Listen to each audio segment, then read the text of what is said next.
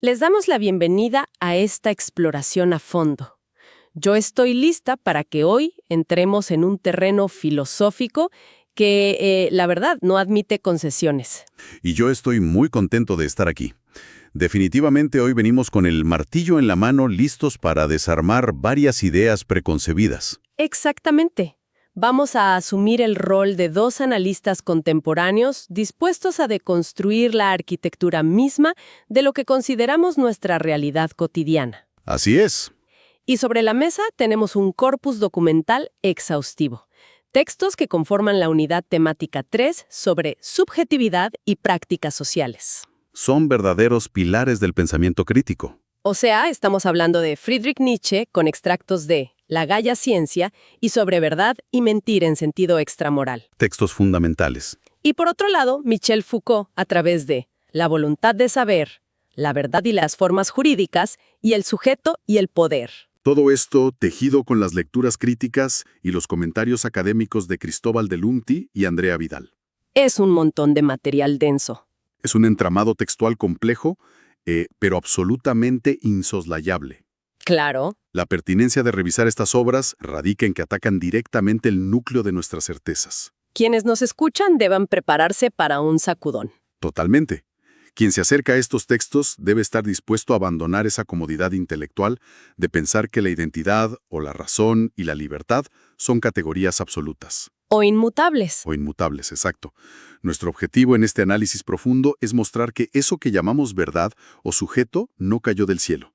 Tiene una genealogía empapada en disputas históricas y mecanismos de control. Bien, pues vamos a desempacar esto porque el punto de partida obligado es la demolición que opera Nietzsche. El gran demoledor de la modernidad. Tal cual. En el texto sobre verdad y mentira en sentido extramoral, hay una crítica epistemológica implacable. Sí, porque Nietzsche no pierde el tiempo discutiendo si una verdad es más certera que otra.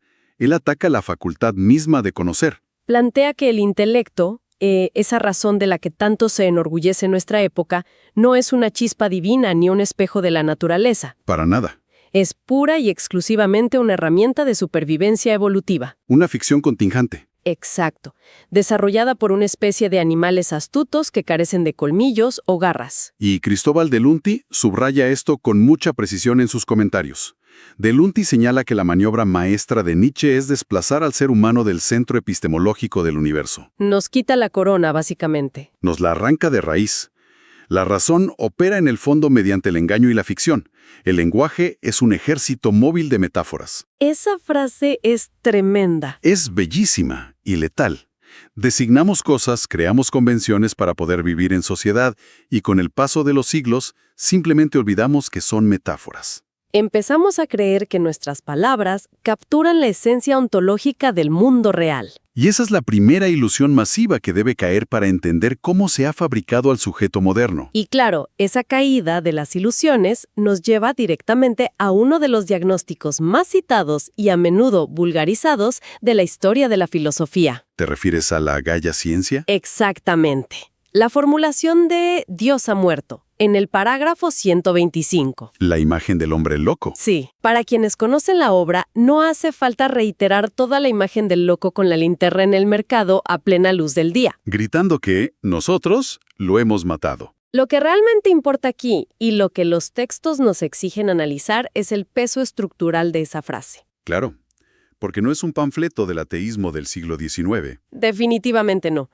Es el anuncio del colapso de las garantías suprasensibles. Lo fascinante aquí es que Dios opera en la obra de Nietzsche como el garante último de la verdad, de la moral y del sentido de la historia. El valor de la existencia misma. Exacto. Al darle muerte mediante la secularización y la racionalidad científica, desaparece el fundamento que justificaba la depreciación de la vida terrenal en favor de un mundo verdadero y trascendente. Pero derribar ese fundamento deja un cráter enorme en nuestra cultura. Un vacío gigantesco. Y aquí es donde de Lunti enfatiza el doble filo de este evento histórico. Por un lado está la posibilidad de la emancipación. El suprahombre creador de valores. Exacto. Pero por otro, está la amenaza inminente del último hombre. El nihilismo pasivo.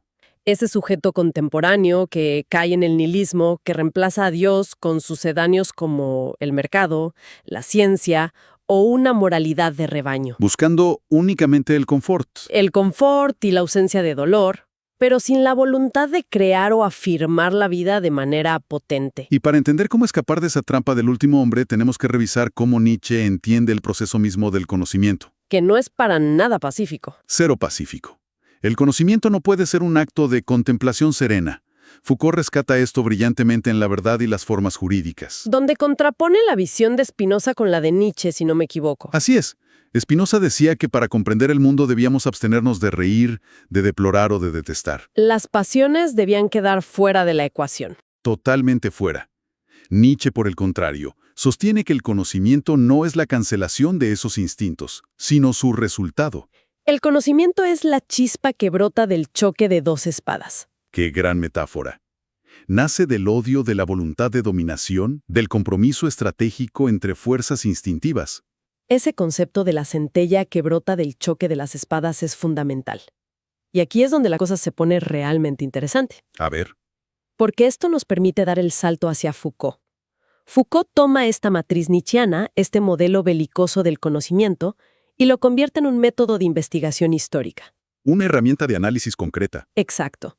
Y Andrea Vidal, en su análisis, hace una observación muy aguda al respecto. Sobre el origen de las cosas. Sí.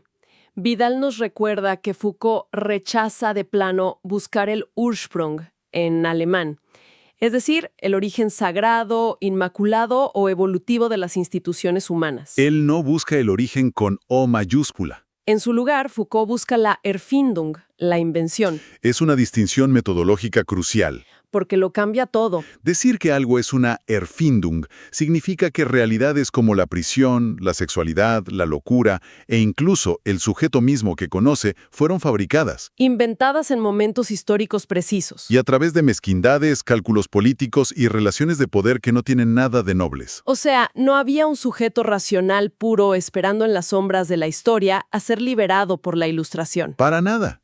Y esto marca una ruptura radical con tradiciones sociológicas previas. Particularmente con el marxismo clásico. Algo que los textos abordan explícitamente. Sí, porque la teoría en la ideología tradicional asume que existe una verdad económica u objetiva, que el poder de la clase dominante simplemente oculta detrás de un velo. El famoso velo de las falsas creencias. Exacto. Pero para Foucault, la dinámica es mucho más compleja y sobre todo más productiva. El poder no se limita a ocultar o censurar. El poder fabrica. El poder produce lo real. Produce dominios de objetos y rituales de verdad. Tomemos el ejemplo de la indagación jurídica en la Edad Media que Foucault analiza meticulosamente. Un ejemplo perfecto. La indagación no fue simplemente un método neutral para descubrir hechos preexistentes. Al establecer un procedimiento para extraer la verdad a través de testigos y pruebas, el poder político y judicial, literal y materialmente, inventó una nueva forma de saber. Y más importante aún, inventó un nuevo tipo de sujeto. El sujeto de conocimiento empírico. Lo que demuestra que la verdad está atada indisolublemente a los sistemas de poder que la producen. Y la sostienen. Si aceptamos esta premisa de que el poder es una maquinaria de producción de realidades, es imperativo que actualicemos nuestra concepción de cómo opera ese poder hoy. Porque seguimos pensando en el poder con imágenes medievales. Claro, hay una tendencia a pensar en el poder bajo un paradigma puramente jurídico o monárquico. La imagen de la ley, la prohibición, el castigo físico. La deducción de bienes o de vida. Lo que Foucault denomina el poder soberano. Cuya racionalidad se resumía en la fórmula hacer morir o dejar vivir. Exactamente. Si conectamos esto con el panorama general, vemos que el soberano ejercía su poder principalmente a través de la sustracción. Sustracción de tiempo, de trabajo y finalmente de la vida, a través de la espada. Pero el giro tectónico que Foucault describe en La voluntad de saber ocurre entre los siglos XVII y XVIII. Con el surgimiento del capitalismo. Y la necesidad de organizar fuerzas productivas a gran escala. Ese poder soberano, teatral y destructivo se vuelve ineficiente. Muy ineficiente. Emerge entonces el biopoder. Y la inversión lógica es total. El biopoder opera bajo la premisa opuesta. Hacer vivir o rechazar hacia la muerte. Hacer vivir. Esa frase encierra una trampa semántica brillante. Porque no es un acto de bondad. No se trata de una preocupación compasiva por el bienestar humano. Se trata de la optimización de las fuerzas de la vida para hacerlas útiles, dóciles y productivas. Es la vida misma entrando en el cálculo del poder político. Y este biopoder opera a través de dos tecnologías complementarias, dos polos de desarrollo que los textos desgranan con mucho detalle. En el primer polo es la anatomopolítica o lo que llamamos la disciplina. Su blanco es el cuerpo individual. Es la época en la que surgen las grandes instituciones de encierro. La prisión, la fábrica, la escuela, el hospital, el cuartel militar. El objetivo es cuadricular el tiempo y el espacio, maximizar la utilidad del cuerpo y minimizar su resistencia política. Y el paradigma arquitectónico de esta anatomopolítica es por supuesto el panóptico de Jeremy Bentham. Un diseño donde la visibilidad es una trampa. Al saberse permanentemente observado o potencialmente observado, el individuo interioriza la coacción. Se convierte en el principio de su propio sometimiento. Hace el trabajo del guardia de seguridad en su propia mente. Es fascinante pensar en cómo podríamos aplicar esa anatomopolítica hoy en día. Si Foucault viera nuestra relación contemporánea con los dispositivos inteligentes, probablemente soltaría una risa irónica. Hoy compramos nuestros propios panópticos portátiles. Pagamos dinero por dispositivos que rastrean nuestro pulso, nuestra ubicación y nuestros hábitos de consumo. Y a eso le llamamos conveniencia. O libertad de elección. Es la perfección absoluta del sistema disciplinario, la vigilancia voluntaria y autogestionada. Una locura. Y esto conecta perfectamente con el segundo polo del biopoder. La biopolítica. Si la disciplina toma como objeto al cuerpo máquina individual, la biopolítica toma como objeto al cuerpo especie. A la población. A finales del siglo XVIII, el poder comienza a intervenir en procesos biológicos de masas. Surgen la demografía, la salud pública, la higiene, los controles de natalidad y mortalidad. Se trata de regular estadísticamente la vida y asegurar el crecimiento de la población como recurso estatal. Y para graficar la absoluta hegemonía de este paradigma biopolítico sobre el antiguo poder soberano, los textos proponen un ejemplo muy contundente. Analizar la pena de muerte. Foucault demuestra que la ejecución capital entra en crisis y comienza a desaparecer, no por una repentina evolución moral de las sociedades. No es porque de pronto nos volvimos filantrópicos. Es una cuestión de coherencia interna del sistema. Para un poder cuyo mandato principal es administrar y multiplicar la vida, el espectáculo público de matar es una contradicción funcional grotesca. Así es, bajo la lógica del biopoder, la muerte estatal solo puede justificarse si se articula en términos de racismo de Estado o supervivencia biológica. Ya no se elimina a un individuo por haber ofendido el honor del soberano. Se le elimina porque representa un peligro biológico o una degeneración para la especie. La guerra y el exterminio en la era moderna ya no se hacen en el nombre del rey. Se hacen en nombre de la supervivencia de la población. Y esa es la monstruosidad que hace posibles las matanzas masivas del siglo XX. Totalmente. Y teniendo este marco claro con la disciplina sobre el individuo y la biopolítica sobre la población, llegamos al núcleo conceptual de... El dispositivo de sexualidad. Entonces, ¿qué significa todo esto en la práctica? Si el poder busca imperativamente administrar la vida, entonces el sexo se convierte en el blanco político definitivo. La variable estratégica por excelencia. El sexo ocupa esa posición privilegiada porque se encuentra en la intersección exacta de las dos tecnologías de poder. Claro, porque por un lado, el sexo pertenece al ámbito de la anatomopolítica. Requiere el disciplinamiento del cuerpo individual, la vigilancia de los placeres y la domesticación de las energías. Pero por otro lado, pertenece de lleno a la biopolítica. Porque de él dependen la procreación, la demografía, la herencia y el vigor de la especie. El sexo es la bisagra perfecta. Es el centro neurálgico del biopoder.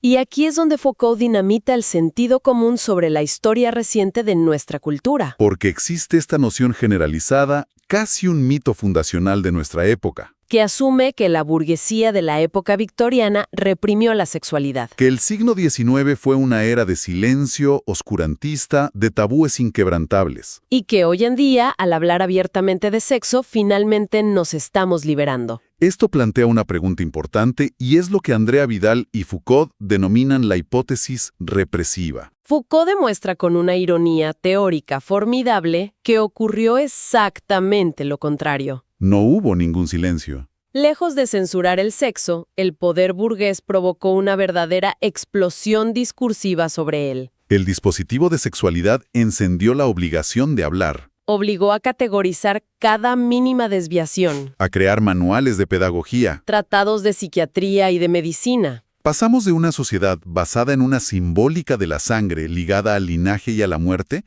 a una sociedad articulada por una analítica de la sexualidad. Es la transformación de la antigua confesión cristiana de la carne en una confesión médica y científica. La incitación a extraer la verdad más recóndita del individuo a través de su deseo. Y la gran trampa o el engaño estructural de este dispositivo es hacernos creer que la sexualidad es una naturaleza profunda y reprimida que debemos liberar a toda costa. El poder nos dice, confiesa tus deseos, revélalos, habla de ellos en la clínica o en el espacio público y serás libre.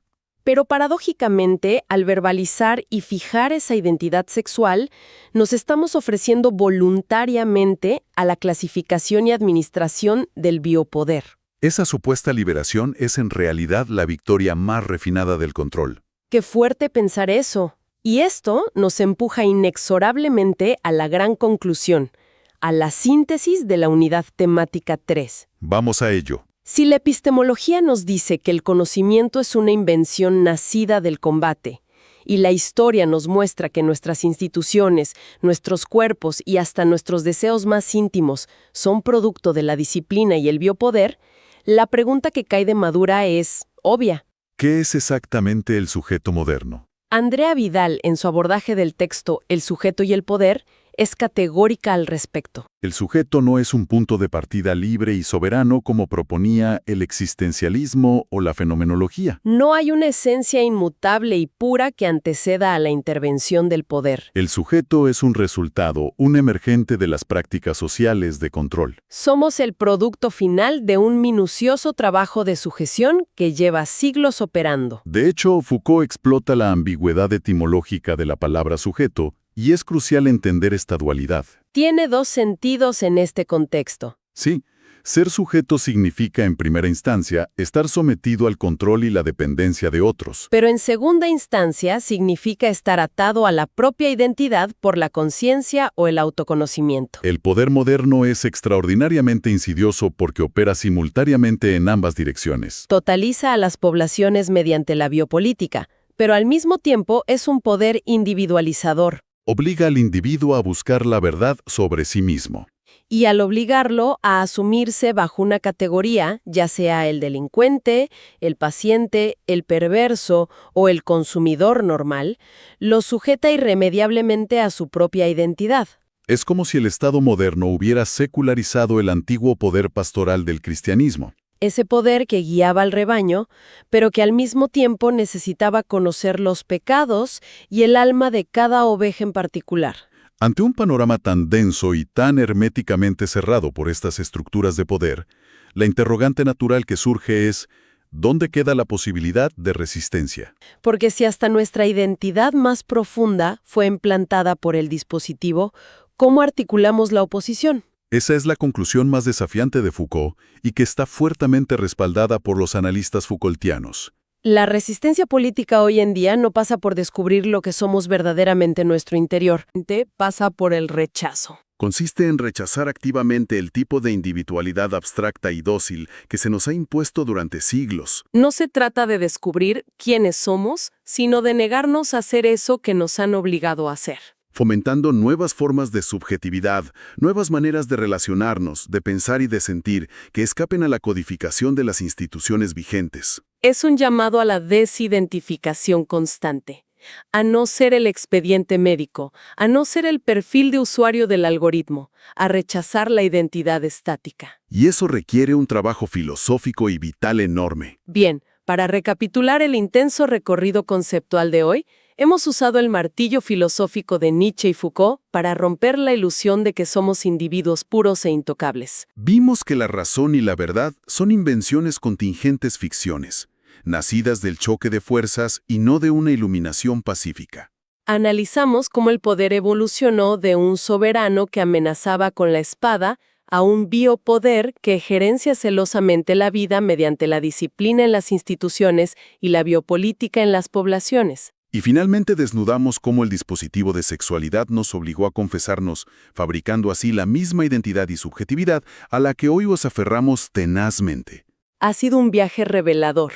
Y para cerrar nuestra exposición, resulta inevitable proyectar este marco teórico hacia las tensiones del presente, inmediato. Adelante con eso. Si asumimos la premisa Foucaultiana de que nuestra actual forma de ser humanos, nuestra identidad y nuestros anhelos más íntimos son en gran medida productos temporales de un biopoder diseñado específicamente para sostener la lógica del capitalismo moderno, surge una hipótesis que la verdad me inquieta bastante. Te escuchamos. ¿Qué formas de subjetividad, quizás totalmente incomprensibles bajo nuestros parámetros actuales, emergerán a medida que los desarrollos de la inteligencia artificial o los inminentes colapsos ecológicos desmantelen la viabilidad de nuestras instituciones tradicionales? Es una excelente pregunta. Si la infraestructura del biopoder muta drásticamente hacia un tecnopoder descentralizado, predictivo y basado en el procesamiento masivo de datos a escala planetaria, dejaremos simplemente de ser los humanos tal como nos entendemos hoy, para ser configurados por una racionalidad técnica que ni siquiera logramos asimilar todavía. Una interrogante de peso que nos exige replantear todo lo que damos por sentado sobre el futuro de nuestra especie. Esperamos que esta inmersión radical en los fundamentos de las prácticas sociales haya resultado tan esclarecedora como desafiante para la mente humana. Sin duda lo es. El valor de estos textos radica precisamente en proporcionarnos herramientas analíticas para comprender y cuestionar el aire mismo que respiramos y los moldes invisibles que nos configuran a diario. Apreciamos enormemente que nos hayan acompañado en esta deconstrucción filosófica. Ha sido un placer. Mantengan siempre la mirada crítica. Desconfíen de lo que se presenta como natural o dado, y nos encontraremos nuevamente en la próxima exploración a fondo.